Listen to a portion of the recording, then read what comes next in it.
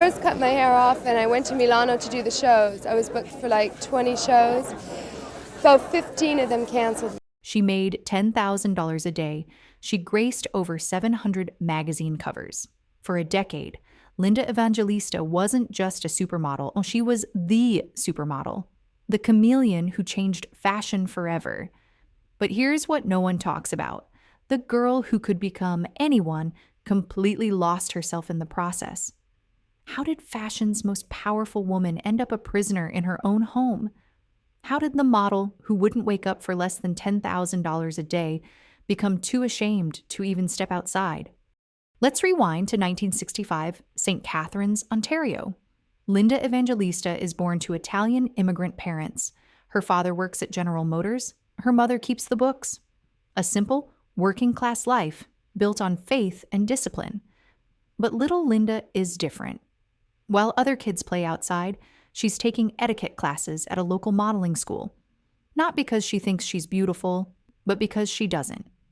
She studies how to walk, smile, pose, believing perfection can be learned. The irony? The girl who thought she wasn't pretty enough would grow up to define beauty, only to one day forget what her own face looked like. At 16, Linda gets her big break, a modeling contract with Elite. A scout spots her at a local pageant, and suddenly the shy Canadian girl is on a plane to Japan. It's her first real job. She's nervous but excited. The beginning of everything, she thinks. Then, the unthinkable. The client tells her she'll be posing nude. No warning, no discussion, just expectation. She's 16, alone, terrified. Instead of obeying, Linda runs, literally flees the set, finds a payphone, calls her mother in tears, and books the next flight home. For 2 years, she quits modeling entirely. Back to high school, back to normal life. What looked like failure was, in truth, her first act of strength. At 18, Linda decides to try again. Older now, wiser, and determined to set her own boundaries. She moves to New York, the epicenter of dreams, but the work is slow. Editors don't quite know what to do with her. Too classic for the edgy shoots, too unconventional for the commercial ones. So she does what will become her trademark move. She reinvents herself. Linda packs her bags and moves to Paris, the city of light and transformation. There, she signs with Elite Paris and meets the man who will change everything. His name is Gérald Marie. Before we continue with the video and my further explanation about Linda, I want to ask for your help. I'm trying to reach 1,000 subs by the end of the year, so I'd really appreciate it if you would subscribe and help me out.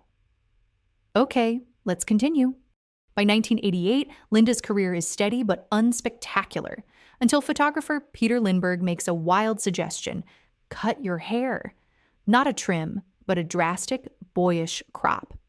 Her agency panics. Her husband, Gérald Marie, is furious. Clients cancel. For a moment, it looks like career suicide. But when Lindbergh's photos hit the magazines, everything changes. The short hair reveals something no one had seen before. Not just beauty, but power. The look is christened the Linda, and women around the world rush into salons clutching her photo. That's when Linda learns her greatest secret. Transformation is currency. Over the next 5 years, she changes her hair 17 times. Red, blonde, black, even shaved. Each shift reinvents fashion itself.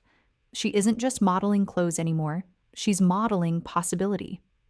By the early 90s, Linda isn't just famous. She's untouchable. Alongside Christy Turlington and Naomi Campbell, she forms the Trinity, 3 women who rule fashion like empresses. Designers fight to book them. Photographers build careers on their faces. During a Vogue interview, the trio joke about their rates. Linda quips, "We don't wake up for less than $10,000 a day." It's meant half in jest, half in truth. But the world doesn't hear the nuance. Overnight, the quote becomes legend. And a weapon. She's no longer just celebrated, she's condemned. The same industry that crowned her now calls her a diva. Still, she works relentlessly. 5 shows a day, conquered flights across continents. She isn't just selling fashion anymore, she's selling power. Behind the flashing lights, Linda's world is collapsing. Her marriage to Gérald Marie, the man who once promised to protect her, becomes a cage. He controls her career, her money, her movements. She learns to sleep with an eyeliner pencil under her pillow, afraid he'll see her without makeup. "He knew not to touch my face," she'd say decades later. That was the moneymaker. Even his violence was professional. To the outside world, she's unstoppable, the woman every designer dreams of. But off camera, she hides bruises beneath couture. While the magazines call her a goddess, she feels like a ghost. In 1993, she finally escapes. The divorce is brutal. "He let me go as long as he got everything." She walks away with nothing except her freedom. In 2006, at 41, Linda gives birth to her son, Augustin, the result of a brief relationship with François-Henri Pinault. For the first time in decades, she doesn't have to transform for anyone. Motherhood becomes her refuge, a life she can shape entirely on her own terms. She scales back modeling, focuses on raising her son, and finds moments of peace she never knew existed. But even this new chapter comes with challenges. In 2011, she must take Pinault to court for child support, facing public scrutiny and the same diva narratives that haunted her for years. By 2015, Linda Evangelista is 50. The industry has changed. Instagram models dominate. The transformations that once made her legendary now feel exhausting. Small pockets of stubborn fat, normal, human, feel like a threat to her identity. Doctors suggest CoolSculpting, a non-invasive procedure that freezes fat away. It seems safe. It seems simple. What could possibly go wrong? Well, everything. Months later, her body reacts in the rarest way, paradoxical adipose hyperplasia. Instead of shrinking, the treated areas grow harder and larger. Her once perfect instrument, the body that built a career, is now unrecognizable. 2 liposuctions follow, violent, painful, bruising, swelling, and nothing works. Linda stops eating. She hides. She cancels jobs. For 5 years, the woman who commanded $10,000 a day vanishes from the public eye. Oversized clothes, scarves, hats. Anything to disguise herself? The chameleon who could transform for everyone else is trapped in a body she cannot change. The isolation is complete. The self-loathing profound. Her identity, built on transformation, becomes her prison. In 2018, during a routine mammogram, another blow. Aggressive breast cancer. Linda keeps it private, undergoing a double mastectomy without telling anyone beyond her closest circle.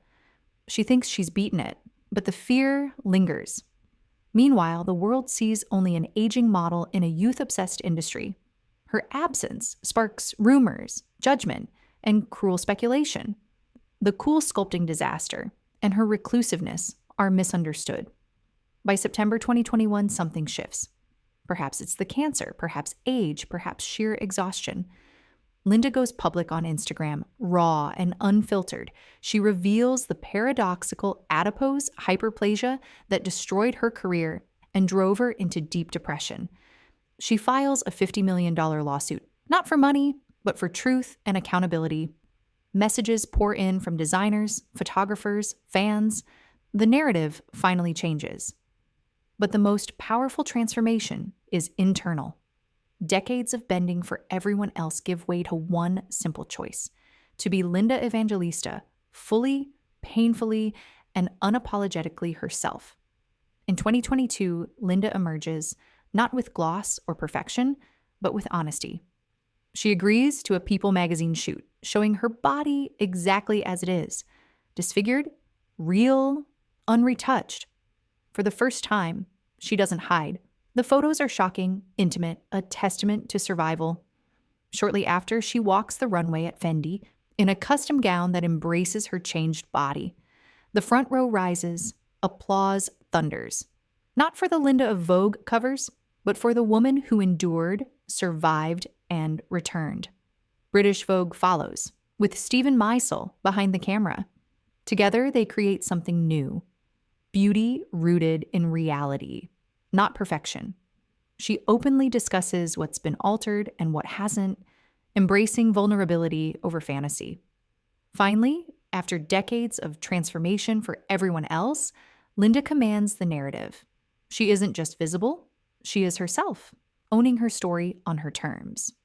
After decades of becoming everyone else, Linda Evangelista finally embraces herself, disfigured, aging, imperfect, and free. She walks, talks, and photographs herself without masks. The greatest transformation isn't fashion or fame, it's the courage to be human. And in that, she finds the beauty no magazine ever captured.